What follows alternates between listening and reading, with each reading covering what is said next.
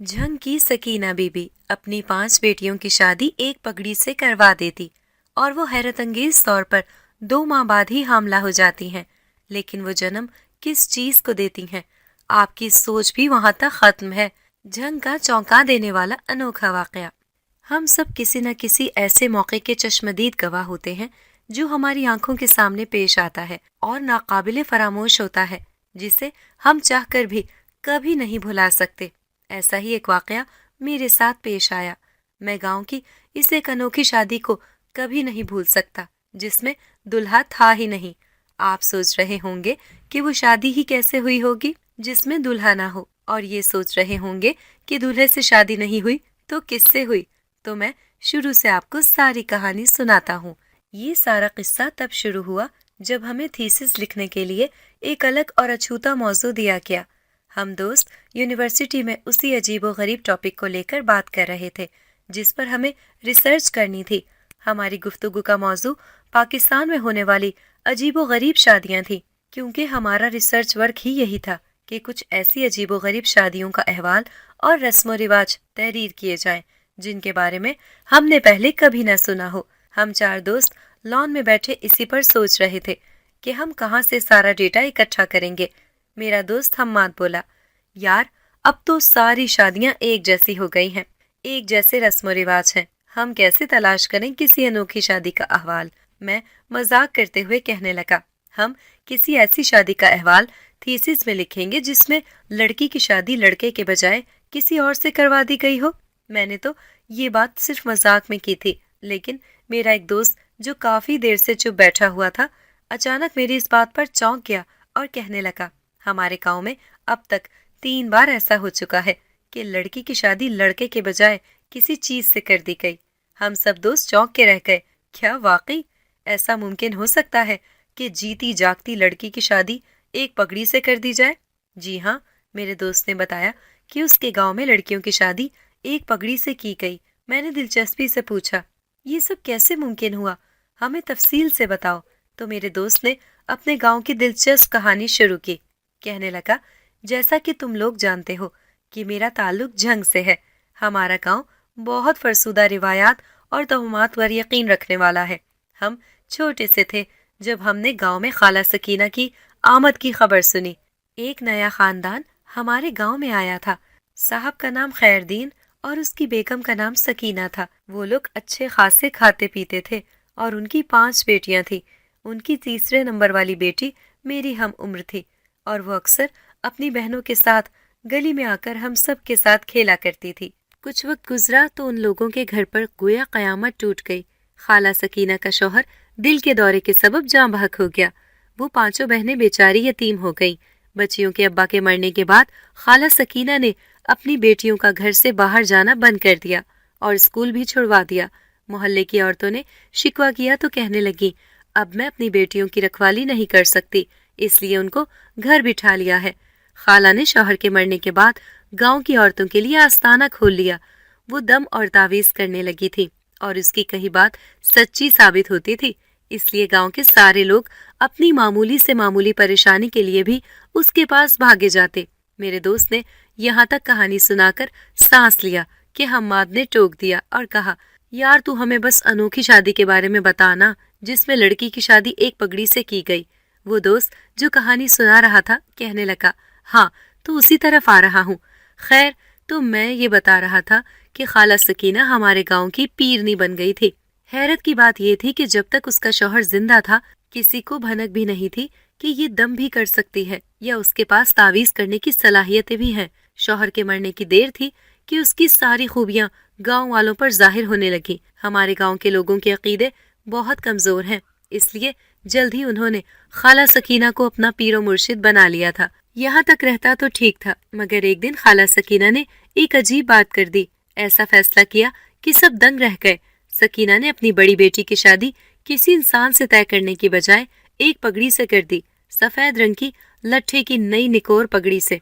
उस दिन सारा गांव विरता हैरत में डूब गया था कि सकीना को क्या सूझी कि बेटी की शादी एक पगड़ी से कर दी, मगर कोई सवाल ना कर सका। खाला सकीना ने कहा कि मैं तुम सब के सामने अपनी बेटी की शादी एक पगड़ी से कर रही हूँ, तुम सब लोग देख लो, इसमें बिल्कुल भी कोई झूठ नहीं है।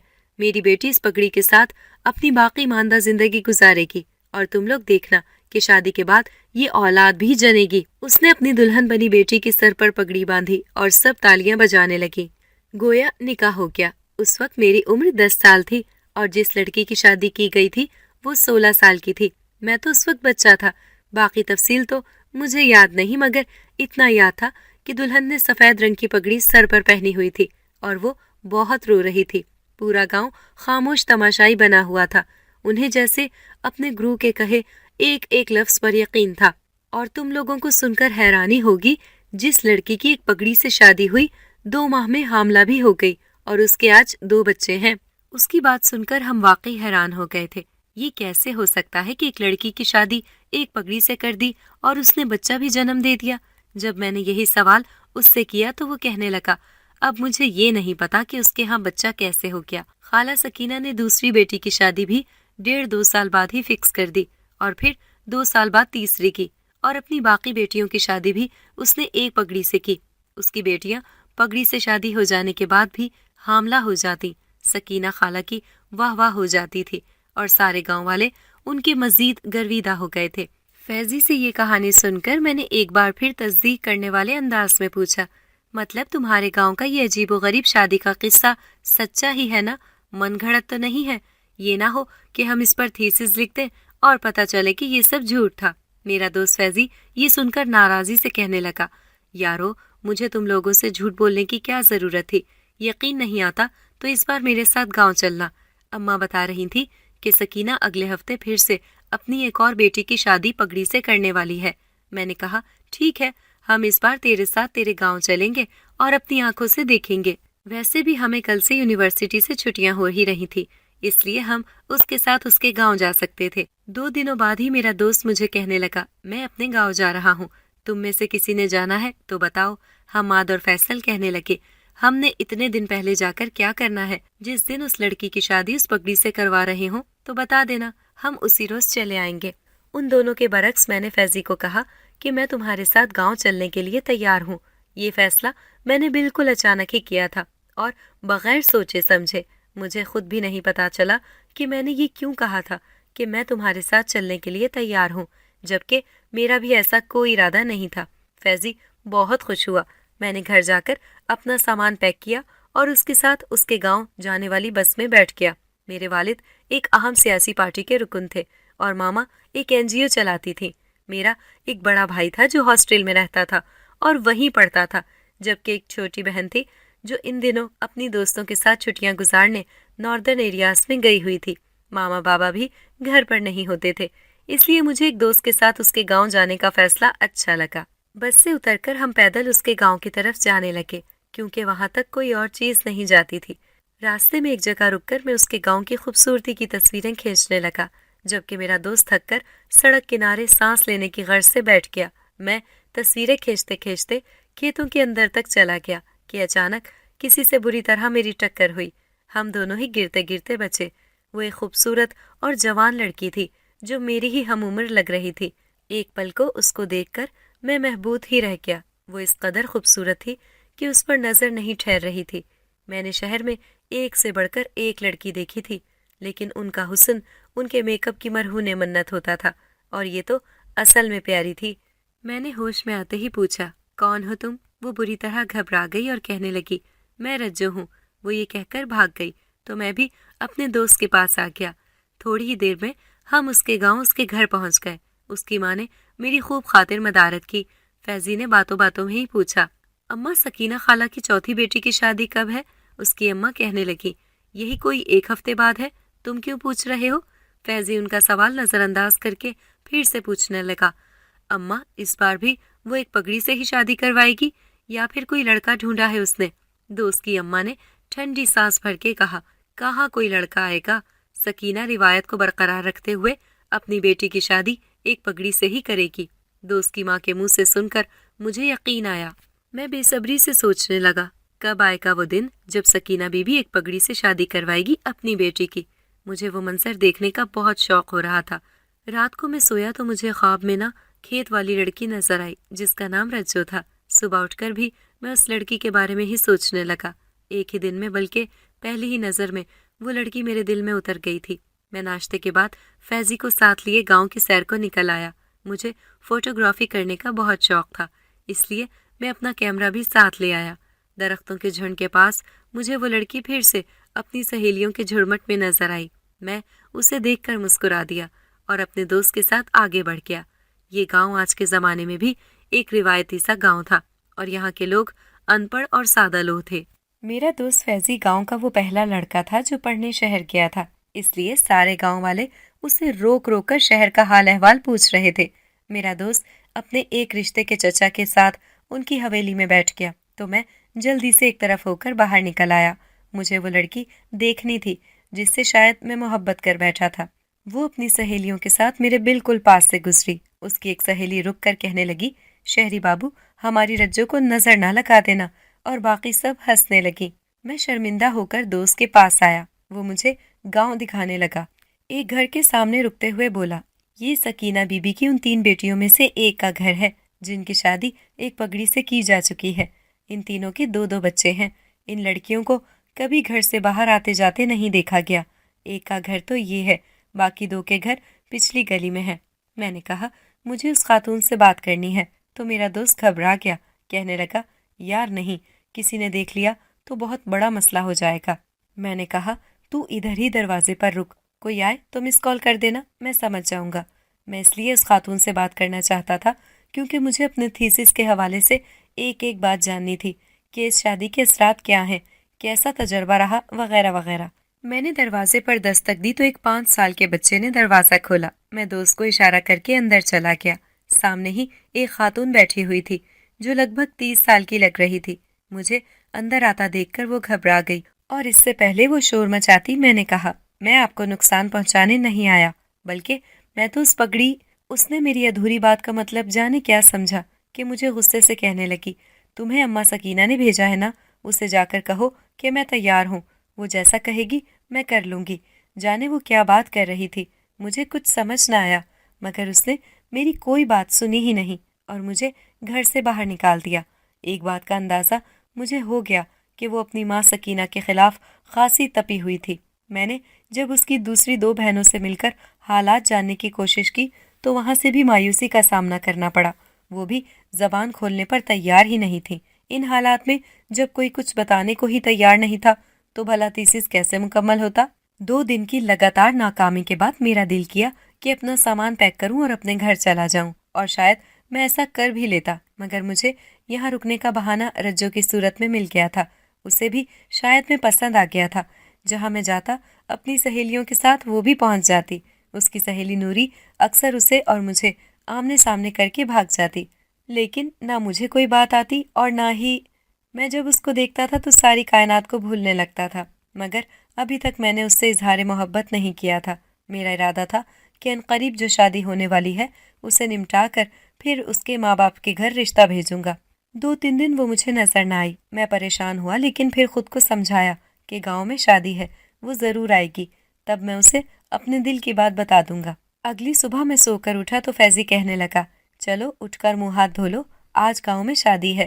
میں سنتے ہی چونک کر اٹھ کھڑا ہوا۔ اس شادی کو دیکھنے کا مجھے بہت شوق ہو رہا تھا۔ پگڑی کا ذکر سن سن کر بہت تجسس ہو رہا تھا کہ کیسی ہوگی وہ شادی۔ پورا گاؤں شادی پر مدعو تھا، اس لیے میں بھی اپنے دوست فیضی کے ساتھ سکینہ خالہ کے گھر کی طرف چل دیا۔ سبھی لوگ کہہ رہے تھے کہ سکینہ کی پہلی 3 بیٹیاں شادی پر نہیں آئیں۔ ہم سب گھر کے بڑے سے صحن میں پہنچ گئے۔ تقریباً سبھی لوگ موجود تھے۔ میں نے آس پاس دیکھتے ہوئے رجو کو تلاش کرنا شروع کیا، مگر وہ مجھے کہیں نظر نہ آئی۔ اس دوران سکینہ نامی وہ عورت سب کو مخاطب کر کے اپنی بیٹی کی شادی میں آنے پر شکریہ ادا کرنے لگی۔ وہ پکی عمر کی عورت تھی اور شکل سے ہی کافی چالاک لگ رہی تھی۔ اس نے اپنی بیٹی کو بازو سے پکڑ کر مہمانوں کے سامنے بٹھا دیا۔ اس کی بیٹی کے چہرے پر گھونگھٹ تھا اور اس کی شکل نظر نہیں آ رہی تھی۔ مجھے دلہن سے کوئی سروکار نہیں تھا، اس لیے ایک بار پھر رجو کو دیکھنے کے لیے نظر دوڑائی۔ وہ تو نظر نہ آئی۔ اس کی دوست نوری نظر آ گئی۔ میں نے اسے اشارے سے پاس بلایا۔ وہ کہنے لگی، حیرت ہے، آپ بھی محبت کے جنازے پر چلے آئے۔ میں نے کہا، جنازہ؟ یہاں تو شادی ہو رہی ہے۔ وہ ہنس کر دلہن کی طرف اشارہ کر کے کہنے لگی، مگر اس کے ارمانوں اور محبت کا تو جنازہ ہی ہے نا۔ میں نے سوچا شاید دلہن کسی کو پسند کرتی ہوگی، اس لیے نوری ایسا کہہ رہی ہے۔ میں نے بےتابی سے پوچھا کہ رجو کہاں ہے؟ وہ عجیب سی نظروں سے مجھے دیکھنے لگی، پھر کہنے لگی ابھی شادی کی رسم ہونے والی ہے، اس کو دھیان سے دیکھنا، رجو بھی نظر آ جائے گی۔ میں نے اپنا دھیان سکینہ بی بی کی طرف موڑ لیا جو اب اندر سے ایک سفید رنگ کی پگڑی لے کر آ رہی تھی۔ واقعی یہ ایک ایسی انوکھی شادی تھی جس پر آنکھوں سے دیکھ کر بھی یقین نہیں آ رہا تھا۔ سکینہ نے منہ ہی منہ میں جانے کیا پڑھنا شروع کر دیا اور پھر ایک پھونک لڑکی کو ماری اور ایک پھونک پگڑی کو۔ اس کے بعد اس نے پگڑی اس لڑکی کے سر پر رکھنے کے لیے گھونگھٹ اٹھایا اور جیسے ہی پردہ ہٹا اس لڑکی کو دیکھ کر مجھے 440 وولٹ کا جیسے کرنٹ لگا۔ میں بے اختیار کھڑا ہو گیا، ایسے لگا جیسے سانس نہیں آ رہی۔ وہ دلہن بنی لڑکی کوئی اور نہیں رجو تھی۔ اس کی ماں اس کے سر پر پگڑی باندھ رہی تھی اور وہ آنکھوں میں آنسو لیے بس مجھے ہی دیکھے جا رہی تھی۔ اس کی آنکھوں سے آنسو نکلنے لگے اور سب لوگ تالیاں بجانے لگے کہ گویا شادی مکمل ہو گئی ہو۔ میں جو دیکھنے کچھ آیا تھا، اب جو دیکھ لیا تھا، اسے دیکھ کر میرے سر پر آسمان ٹوٹ گیا تھا۔ باری باری گاؤں کے سب لوگ جاتے، احترام سے اس کی پگڑی کو ہاتھ لگاتے اور سلامی کی رقم اس کی جھولی میں ڈالتے جاتے۔ میری باری آئی تو میں نے جا کر سرگوشی میں پوچھا تم نے بتایا کیوں نہیں؟ وہ زخمی انداز سے کہنے لگی کیا بتاتی، یہ تو میری قسمت میں لکھا تھا اور ایسا ہونا ہی ہونا تھا۔ میرے نصیب میں یہ پگڑی اب تمام عمر کے لیے لکھ دی گئی ہے۔ وہ رونے لگی تھی۔ اس رسم کے بعد اس کی ماں نے اسے سب کے سامنے کمرے میں بند کر دیا اور کہنے لگی اب یہ 2 ماہ کے بعد حاملہ ہو جائے گی، دیکھ لینا سب۔ گاؤں والوں نے اس کے حق میں نعرے لگانا شروع کر دیے۔ تھوڑی دیر بعد سکینہ اسے اندر لے کر چلی گئی اور میں وہیں بیٹھا رہ گیا۔ مجھے ہوش تب آئی جب میرے دوست نے میرا شانہ پکڑ کر ہلایا تو میں ہوش کی دنیا میں آیا۔ وہ کہہ رہا تھا شادی بس ختم ہو گئی ہے، چلو گھر چلیں۔ سکینہ بی بی کے گھر کا موڑ مڑتے ہی مجھے نوری نظر آئی۔ وہ وہیں کھڑی شاید میرا ہی انتظار کر رہی تھی۔ میں نے اپنے دوست کو کہا تم گھر جاؤ، میں ابھی آتا ہوں تھوڑی دیر تک۔ دوست چلا گیا تو میں نوری سے پوچھنے لگا کہ یہ سب، کہنے لگی یہ سب تو ہونا ہی تھا۔ سکینہ خالہ کی 5 بیٹیوں کے نصیب میں شوہر کے ساتھ کی جگہ پگڑی لکھ دی گئی ہے۔ رجو آپ کو پسند کرنے لگی تھی مگر آپ کو نہ بتا پائی۔ میں نے کہا نوری محبت تو میں بھی اس سے کرتا ہوں مگر مجھے سمجھ نہیں آ رہا کہ اب کیا کروں۔ نوری کہنے لگی میری مانو تو آج رات ہی اسے لے کر شہر بھاگ جاؤ، کیونکہ اگر ابھی یہ قدم نہیں اٹھایا تو وہ بھی اپنی بہنوں کی طرح حاملہ ہو جائے گی۔ میں نے الجھن سے پوچھا ایک بات بتاؤ، لڑکیوں کی شادی ایک پگڑی سے ہو رہی ہے تو پھر کیسے وہ حاملہ ہو سکتی ہیں؟ وہ کندھے اچکا کر کہنے لگی پتہ نہیں یہ سب کیسے ممکن ہے۔ کئی لوگوں کا تو ماننا ہے کہ وہ پگڑی کسی جن کی ہوتی ہے اور خالہ اپنی بیٹیوں کو جنات کے خاندان میں بیاہ دیتی ہے، اس لیے وہ حاملہ ہو جاتی ہیں۔ میں نے کہا یہ ساری باتیں فضول ہیں، ایسا نہیں ہو سکتا، معاملہ کچھ اور ہے۔ مگر میں وہاں رہ کر سچائی معلوم نہیں کر سکتا تھا، کیونکہ رجو کی زندگی ضائع ہونے سے بچانے کے لیے مجھے نوری کا دیا گیا مشورہ ہی قبول کرنا تھا۔ اگرچہ کسی لڑکی کو گھر سے بھگانا ایک نہایت قبیح فعل ہے، مگر اس کو ایسے میں ساری زندگی کے لیے ایک پگڑی کے حوالے بھی تو نہیں کر سکتا تھا۔ اس کی بڑی 3 بہنوں کو میں نے دیکھا تھا، مجھے ان میں زندگی کی ذرا سی امید نظر نہیں آئی تھی۔ بیچاریاں ایک پگڑی کے ساتھ زندگی گزارنے پر مجبور تھیں۔ بات یہاں تک ہوتی تو ٹھیک تھا، مگر یہ سن کر وہ 2 ماہ بعد حاملہ بھی ہو جاتی ہیں، مجھے شک ہونے لگا تھا کہ ضرور دال میں کچھ کالا ہے۔ پہلے تو میرا دل چاہا کہ رجو کے ذریعے سچ جاننے کی کوشش کروں، مگر پھر سوچا مجھے رسک نہیں لینا چاہیے۔ میں نے نوری کو کہہ دیا کہ رات 12 بجتے ہی اس کو گاؤں کے سرے پر لے آئے۔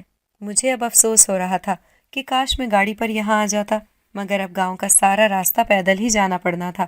میں نے سوچا کہ اپنے دوست فیضی کو بتا دوں، مگر یہ سوچ کر رک گیا کہ کہیں اسے برا نہ لگ جائے کہ میں اس کے گاؤں کی عزت خراب کر رہا ہوں۔ میں نے شام کے 4 بجے اپنے دوست سے کہا اب میں چلتا ہوں، یہاں وقت گزار کر بہت اچھا لگا۔ میں جا کر گنے کے کھیتوں میں چھپ گیا۔ رات کے 12 بجے تک مجھے وہیں چھپے رہنا تھا تاکہ کوئی مجھے دیکھ نہ لیتا۔ رات کے ٹھیک 12 بجے میں نے دیکھا کہ نوری رجو کا ہاتھ تھام کر لا رہی ہے۔ ہم نے نوری کا شکریہ ادا کیا اور پیدل ہی بس اسٹاپ کی طرف چلنا شروع کر دیا۔ ابھی ہم گاؤں سے تھوڑا ہی دور گئے تھے کہ اچانک ایک ادھیڑ عمر آدمی ہاتھ میں لالٹین لیے کہاں سے آ گیا۔ ہمارے چہروں پر روشنی کرتے ہی وہ چلا کر شور مچانے لگا، لوگو، پگڑی والی دلہن شہری بابو کے ساتھ بھاگ رہی ہے، جلدی آؤ۔ میں سن کر گھبرا گیا اور جلدی سے اسے ایک طرف دھکا دے کر رجو کا ہاتھ پکڑ کر بھاگنے لگا۔ وہ اب اور زور زور سے چیخ رہا تھا۔